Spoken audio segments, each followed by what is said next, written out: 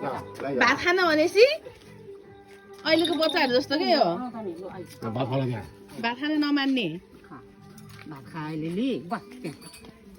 लु खा बस खा बस आगर म अड्किन्छ के रे अनि अलिक उठै हाल्दिनुपर्छ आगर आगर आगर हेर कसरी फालेको त्यसरी फाल्दैन होइन हौ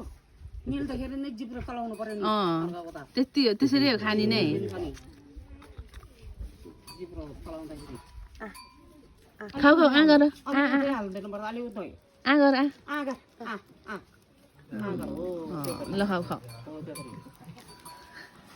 खान यसले त फाल्छ के सबै खाने फालोस् आफै खानी हुन्छ नि गम गम पारेर आऊ बस बस बस त्यसरी भाग छ आगर आगर आगर तँलाई दिनको यसरी भात खुलाउने साध्य हुन्छ त गुरुले त पैसा के मार्दिन्छ माखा आयो देखेर आगर लिली माम खानु पर्यो नि त अनि कुनी खाऊ खाऊ खाऊ खाऊ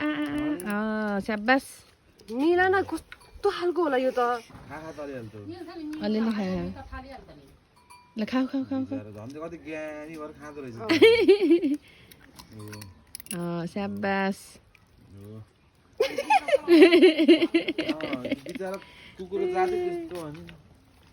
स्याबास